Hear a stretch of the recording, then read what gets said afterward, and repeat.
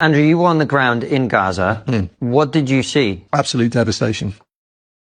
You know, let's not pretend that Rafah isn't destroyed. I don't think there's any sense in trying to whitewash what's happened in Gaza in the sense of everything being destroyed. But the important thing is why. Okay, and if we look at how, you know, I spoke earlier about adaptation. In Gaza City, when the IDF was assaulting through, they would clear house to house, just as we would, going through an urban environment. There was a 4-month pause put in before Rafah. Over that 4 months, you might remember All Eyes on Rafah as a campaign. Yes. Yep. Yeah, huge international pressure.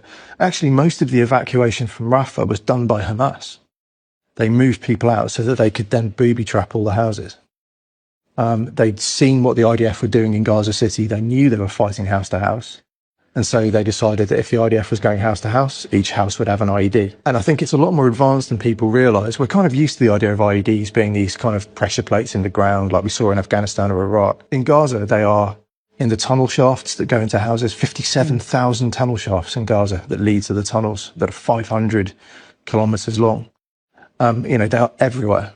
So the tunnel shaft will have an IED. There'll be a camera wired into the tunnels so they can watch for the IDF entering. And then they'll be able to remotely detonate the IED when they see soldiers in the house. So at the start of the Rafah campaign, the IDF had quite bad casualties from this, to the point where they had to completely change their tactics, where they now send a drone into the building first. If there's nothing found by the drone, they send in a dog. And then only then do they send in troops, but even then only in 4-man teams rather than platoons or sections, to try and minimise the casualties if anything does go bang.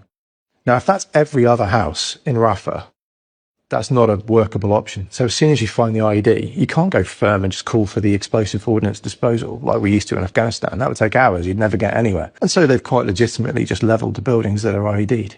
Now, that has caused incredibly large amounts of destruction. But then if that IED blows up, it's going to level the building just the same, exactly. right? So Exactly. I see your point about that.